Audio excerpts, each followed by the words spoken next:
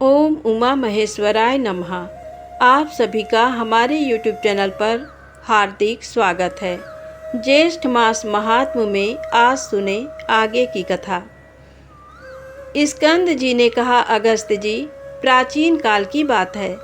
काशी में हरिस्वामी के नाम से विख्यात एक ब्राह्मण रहते थे। उनके एक कन्या थी जो इस पृथ्वी पर अनुपम सुंदरी थी। शील और सदाचार में भी वह इस भूतल पर सबसे श्रेष्ठ थी। संपूर्ण कलाओं में उस कन्या ने निपुणता प्राप्त कर ली थी। ज्ञानोद तीर्थ की सेवा से वह सुशीला कुमारी संपूर्ण जगत को बाहर और भीतर से शिवमय देखती थी।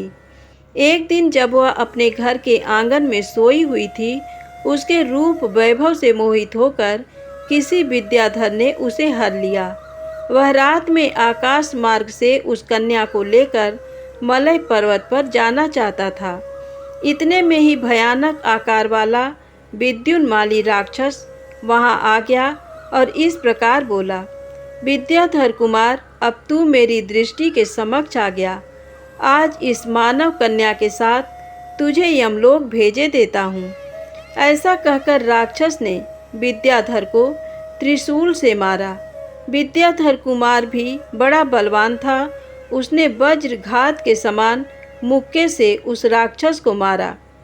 उसके मुष्टिकाघात से चूर चूर होकर वह राक्षस पृथ्वी पर गिर पड़ा। इधर त्रिशूल से घायल हुआ विद्याधर भी उस संग्राम में प्राण त्याग कर वीर गति को प्राप्त हुआ। सुशीला ने उस विद्याधर को ही पति मानकर शोकाग्नि से संतप्त हो अपने शरीर को भस्म कर दिया। विद्याधर कुमार ने मृत्यु काल में अपनी प्रियतमा का स्मरण करते हुए ही प्राणों का त्याग किया था। अतः राजा मलय केतु के यहाँ उसने नूतन जन्म ग्रहण किया। उधर सुशीला भी विद्याधर कुमार का स्मरण करती हुई प्राण त्याग कर कर्नाटक में उत्पन्न हुई। उसके पिता ने अपनी उस कन्या कलावती को समयानुसार मलय केतु के पुत्र के साथ ब्याह दिया। पूर्व जन्म की वासना से वह सती इस जन्म में भी शिव मूर्ति की पूजा में तत्पर हुई। मलय केतु के पुत्र का नाम माल्य केतु था। उसे पति रूप में पाकर पतिव्रता कलावती दिव्य भोग एवं वैभव की अधिकारिणी हुई। उसने 3 संतानों को जन्म दिया। एक दिन कोई उत्तर भारत का चित्रकार राजा माल्य केतु के यहाँ गया। उसने राजा को एक विचित्र चित्रपट दिखाया। वह चित्रपट लेकर राजा ने उसे कलावती को दे दिया। उस चित्रपट को देखते ही कलावती के शरीर में रोमांच हो आया। वह एकांत स्थान में बैठकर अपने प्राणाराध्य देवता भगवान विश्वनाथ को बार बार देखती हुई अपनी सुध बुध भूल गई। थोड़ी देर में सावधान होकर उसने देखा कि इस चित्रपट में लोलारक कुंड के समीप उससे और आगे परम सुंदर असी और गंगा का संगम है और उत्तर में भगवान केशव के चरणों के समीप ये वरडा नाम वाली श्रेष्ठ नदी बहती है। इधर ये उत्तर वाहिनी गंगा है, जिनमें स्नान करने के लिए स्वर्गवासी देवता भी सदा लालायित रहते हैं। ये परम शोभायमान मणिकर्णिका तीर्थ है, जो साधु पुरुषों के मोक्ष का साधन है, जहाँ मृत्यु होना मंगल माना गया है, जहाँ जीना सफल होता है और जहाँ स्वर्ग तिनके के समान समझा जाता है, वही ये मणिकर्णिका तीर्थ है। यही वह कुल स्तंभ है जहाँ भगवान श्री काल भैरव इस तीर्थ में पाप करने वाले प्राणियों को तीव्र यातना का अनुभव कराते हुए दंड देते हैं। ये पवित्र कपाल मोचन तीर्थ है, जहाँ भैरव के हाथ से कपाल गिरा था। ये तीनों ऋणों से छुड़ाने वाला विशुद्धिकारक ऋण मोचन तीर्थ है। ये अद्भुत ओंकारेश्वर का स्थान है, जहाँ ओंकार नाम से प्रसिद्ध पर ब्रह्म परमात्मा नित्य प्रकाशमान है। ये परम सुंदर मत्स्योदरी तीर्थ तथा ये परम दयालु भगवान त्रिलोचन देव हैं। इधर ये कामेश्वर देव हैं। यहाँ भक्तों के मनोरथ की सिद्धि के लिए स्वयं भगवान शंकर लीन हुए हैं। इस कारण उनकी स्वरलीन संज्ञा हो गई है। काशी में इस क्षेत्र के अभिमानी देवता जो महादेव जी हैं, इन्हें पुराणों में भगवान विश्वनाथ कहा जाता है। ये उन्हीं का अद्भुत मंदिर है और वे स्कंदेश्वर महादेव हैं।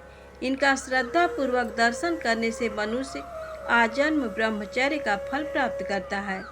इधर ये सब सिद्धियों के देने वाले विनायकेश्वर हैं, जिनकी सेवा से मनुष्यों के संपूर्ण विघ्न नष्ट हो जाते हैं। ये साक्षात काशी देवी हैं, जिनके दर्शन मात्र से मनुष्यों का पुनर्गर्भवास नहीं होता। ये पार्वतीश्वर का महान मंदिर है, जहाँ मोक्षदाता भगवान महेश्वर गौरी देवी के साथ नित्य निवास करते हैं। स्कंद जी कहते हैं, मुने कलावती ने पुनः उस चित्रपट में स्वर्ग द्वार के आगे श्री मणिकर्णिका तीर्थ को देखा, जहाँ संसार रूपी सर्प से डसे हुए जीवों के दाहिने कान में भगवान शिव अपने दाहिने हाथ से स्पर्श करते हुए तारक ब्रह्म का उपदेश देते हैं। बार बार चित्रपट को निहारती हुई उसने भगवान विश्वनाथ के दक्षिण भाग में ज्ञानवापी को देखा। पुराण में महादेव जी को जिन 8 मूर्तियों से युक्त बताया जाता है, उनमें से उनकी जलमयी मूर्ति ये ज्ञानवापी ही है, जो ज्ञान प्रदान करने वाली है। ज्ञानवापी का दर्शन करके कलावती के शरीर में रोमांच हो आया। शरीर कुछ कंपित होने लगा और माथे में पसीना आ गया। उसके दोनों नेत्र आनंद के आंसुओं से भर आए। देह जड़वत हो गई, मुंह का रंग फीका हो गया और वह चित्रपट उसके हाथ से छूटकर गिर पड़ा। वह क्षण भर के लिए अपने आप को भूल गई। तदनंतर कलावती की दासियां इधर उधर से दौड़ती हुई आईं और आपस में पूछने लगीं, क्या हुआ, क्या हुआ, ये क्या हो गया। फिर वे शांतिदायक उपचारों से धैर्यपूर्वक उसकी सेवा में जुट गईं। उसे इस अवस्था में देखकर बुद्धि शरीरड़ी नाम वाली एक सखी बोली, मैं इसके संताप को शांत करने के लिए एक उत्तम औषधि जानती हूँ। ये इस चित्रपट को देखकर तत्काल विकलता को प्राप्त हुई है, अतः फिर उसी का स्पर्श करने से संताप रहित होगी। बुद्धि शरीरड़ी के कहने से दासियों ने कलावती के आगे उस चित्रपट को रखकर कहा, रानी जी, इस चित्रपट को देखिए, जिसमें आपको आनंद देने वाले कोई इष्ट देव विराज रहे हैं। चित्रपट का स्पर्श प्राप्त होते ही कलावती मूर्छा त्याग कर सहसा उठ बैठी। फिर उसने ज्ञानदायिनी ज्ञानवापी को देखा। चित्रपट में अंकित उस ज्ञानवापी का स्पर्श करके ही उसने जन्मांतर का वैसा ही ज्ञान प्राप्त कर लिया जैसा कि पूर्व जन्म में था। तब उसने प्रसन्न होकर अपनी दासियों से पूर्व जन्म का वृत्तांत कह सुनाया। कलावती बोली, पूर्व जन्म में मैं ब्राह्मणी की कन्या थी और काशी में विश्वनाथ मंदिर के समीप ज्ञानवापी के तट पर प्रसन्नता पूर्वक खेला करती थी। मेरे पिता का नाम हरिस्वामी, माता का नाम प्रियंबदा और मेरा नाम सुशीला था। इस समय ज्ञानवापी को देखने से क्षण भर में मुझे ये पुनर्जन्म का ज्ञान हो आया। कलावती की ये बात सुनकर बुद्धि शरीरड़ी तथा सभी दासियां हर्ष में भरकर बोली, अहो, जिस तीर्थ का ऐसा प्रभाव है उसका दर्शन हमें कैसे प्राप्त हो सकता है। कलावती रानी, आपको नमस्कार है। आप हमारी मनोकामना पूर्ण करें। राजा से प्रार्थना करके हमको भी वहाँ ले चलें। जो चित्रपट में प्राप्त होने पर भी आपको ज्ञान देने वाली हुई है, वह अवश्य ही नाम से ज्ञानवापी कहलाने योग्य है। कलावती ने उन सब की प्रार्थना स्वीकार करके महाराज से कहा, प्राणनाथ, आप जैसे पति को पाकर मेरे सभी मनोरथ पूर्ण हो गए। आर्यपुत्र, अब एक ही मनोरथ शेष है जिसके लिए मैं प्रार्थना करती हूँ। राजा ने कहा, प्रिय, मैं ऐसी कोई वस्तु नहीं देखता जो तुम्हारे लिए देने योग्य ना हो, अतः शीघ्र कहो, तुम किससे मांगती हो, किस वस्तु को मांगती हो और कौन मांगने वाला है। हम दोनों का आपस का बर्ताव दो भिन्न भिन्न व्यक्तियों की भांति नहीं है। राज्य, कोष, सेना और दुर्ग तथा अन्य भी जितनी वस्तुएं हैं वे सब तुम्हारे हैं, मेरा कुछ भी नहीं है। मैं नाम मात्र के लिए ही इनका स्वामी हूँ। कलावती बोली, नाथ मुझे शीघ्र काशीपुरी में पहुँचाइए। राजा मालकेतु ने कहा, प्रिय, यदि तुमने काशी जाने का ही निश्चय कर लिया तो अब मुझे भी यहाँ रहने की क्या आवश्यकता, अतः हम तुम दोनों को काशी चलना चाहिए। इस प्रकार अपनी प्यारी पत्नी कलावती को आश्वासन देकर राजा मलयकेतु ने पुरवासियों को बुलाकर सत्कार किया और पुत्र को राज सिंहासन पर बिठाकर कुछ रत्न धन साथ ले काशीपुरी को प्रस्थान किया। विश्वनाथ जी की नगरी का दर्शन करके राजा ने अपने को कृतार्थ माना और संसार सागर से पार गया हुआ समझा। पहले जन्म की वासना से रानी कलावती ने उस पुरी की समस्त गलियों और मार्गों को स्वयं पहचान लिया। उन्होंने मणिकर्णिका में स्नान करके बहुत धन दान किया और विश्वनाथ जी की पूजा करके परिक्रमा करने के पश्चात मुक्ति मंडप में प्रवेश किया। वहाँ धर्म कथा सुनकर धन दान किया। फिर राजा ने सायंकाल की महापूजा की और रात में जागरण किया। तदनंतर प्रातःकाल उठकर शौच और स्नान से निवृत्त हो रानी के बताए हुए मार्ग से वे ज्ञानवापी पर गए। वहाँ हर्ष में भरे हुए राजा ने कलावती के साथ स्नान किया और श्रद्धापूर्वक पिंडदान देकर पितरों को तृप्त किया। वहाँ सुपात्र ब्राह्मणों को सुवर्ण और रजत दान किए। फिर दीनों, अंधों, दरिद्रों और अनाथों को धन से संतुष्ट करके नरेश ने पारणा की तथा रत्नमयी सीढ़ियाँ लगवाकर ज्ञानवापी का संस्कार कराया।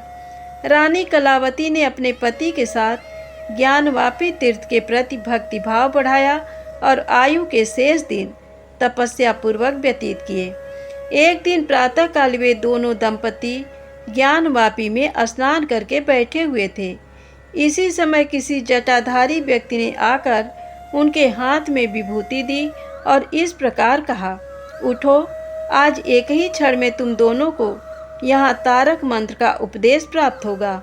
उस जटाधारी तपस्वी के इतना कहते ही आकाश से एक तेजस्वी विमान उतर आया और सब लोगों के देखते देखते भगवान शिव उस विमान से उतरकर उन्होंने उन दोनों पति पत्नी के कानों में स्वयं ही ज्ञान का उपदेश किया।